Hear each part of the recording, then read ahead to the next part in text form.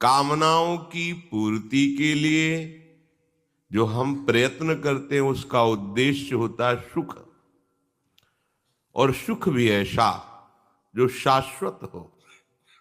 भला कामनाओं की पूर्ति से शाश्वत सुख मिल सकता है? क्योंकि कामनाएं तो तुम्हारी अशाश्वत हैं।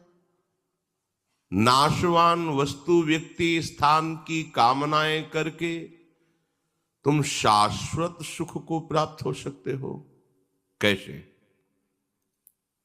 यही अज्ञान है। हम मनन नहीं करते भगवत वाक्यों का, इसलिए भटकते घूम रहे हैं। हम विपत्ति से निकलना चाहते हैं, पर संपत्ति प्राप्त करके। जो संपत्ति विपत्ति की जनक है, विपत्ति को पैदा करती है, जो दुख प्रदान करने वाली है, हम अपने दुख की निवृत्ति मूल दुख प्रदान करने वाले से कैसी हमारी अज्ञान वृत्ति है? जबकि शास्त्र कहता है हरि स्मृति सर्व विपद विमोक्षणम। भगवान श्री हरि का सतत स्मरण समस्त विपत्तियों से बचा लेता है। आएंगी विपत्तियां, पर इतने सामर्थ्य आपके हृदय में प्रकट हो जाएगी कि आपको परास्त नहीं कर पाएंगे। आप विचार करके देखिए, भागे घूम रहे हैं सुख और शांति के लिए, और दिशा है दुखालयम अशाश्वतम। नाशवान दुख में मार्ग में भाग रहे हैं सुख और शांति के लिए। कामनाओं की पूर्ति हो जाए किसी तरह। तुम करो अधर्माचरण, असत वार्ता, असत क्रिया, और चाहो मनमानी कामनाओं की पूर्ति असंभव। कहीं भी भाग कर चले जाओ, कहीं भी। ये बात अंदर से समझ लीजिए। अगर कामनाओं की पूर्ति सुख शांति चाहिए तो प्रणत कामदम पद्मजार्चितम धरणिमंडनम ध्येयमापदि चरण पंकजम। श्री हरि के चरण कमल का चिंतन, उनके चरणों का ध्यान और आश्रय लेकर निरंतर उनका स्मरण, प्रणत कामदम। जो इन चरणों का आश्रय ले लिए उनकी सारी कामनाएं पूर्ण हो गई, अर्थात उनको ऐसा सुख मिला कि कोई कामना ही नहीं रह गई। प्रभु के चरणों से विलग होकर के आज तक कहीं कोई भी सुख और शांति प्राप्त नहीं कर पाया। भटकने की जरूरत नहीं है, भागने की जरूरत नहीं है, किसी के आशीर्वाद की जरूरत नहीं है। खूब नाम जप करो, धर्म से चलो, दूसरों को सुख देने की भावना करो, तुम्हें दुख का मुंह नहीं देखना पड़ेगा।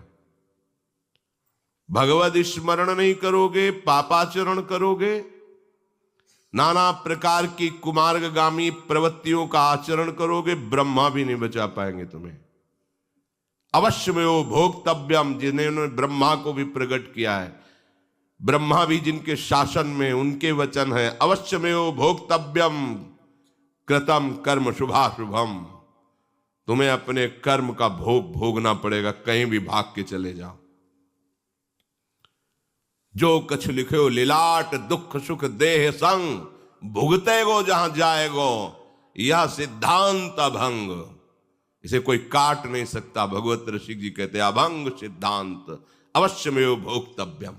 करो पापाचार, मनमानी आचरण, धर्म का त्याग, सतमार्ग का उल्लंघन, भगवत वाक्यों का अनादर, और चाहो सुख शांति, ऐसा हो ही नहीं सकता।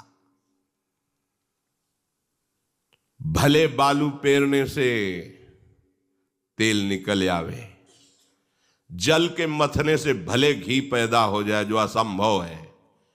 ऐसा भले हो सकता है, पर बिना भगवान का भजन किए तुम दुख और अशांति से मुक्त हो जाओ, कभी ऐसा नहीं हो सकता। बारी मथे घृत होए बरु, शिकता ते बरु तेल, बिनु हरि भजन न भवतरी, यह सिद्धांत पेल। भगवत चरणारविंद का आश्रय लेकर थोड़ा सा भी किया हुआ भजन कभी व्यर्थ नहीं जाता। अगर इस जन्म में हमारा काम नहीं बन पाया, भगवत प्राप्ति नहीं हो पाई, तत्वबोध नहीं हो पाया, तो वो व्यर्थ नहीं जाता है। श्री भगवान कहते हैं अगर उसकी कोई वासना फंस गई और मेरी प्राप्ति नहीं हुई तो मैं उसी उत्तम लोगों को, जहां प्राकृतिक सुख की भरमार है, दिव्यता है सुखों में, वहां भोगने के बाद श्रीमान कुलों में जन्म देता हूं। वहां भी भजन का प्रभाव समस्त भोगों से अरुचि पैदा करके उसे वहां से जहां साधन रुका था उसी साधन में लगा देता है और वो इस जन्म में भगवत प्राप्ति कर लेता है।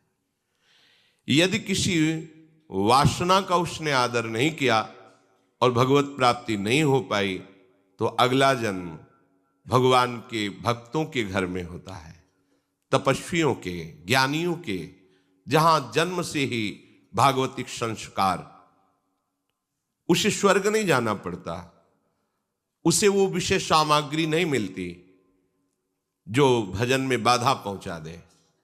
सीधे संयोग भजन का और बहुत शीघ्र उसका जो साधन पीछे था वही प्रकाशित हो जाता है और वो अपने मार्ग में चलते हुए प्रभु का साक्षात्कार करता है, तत्वबोध प्राप्त करता है।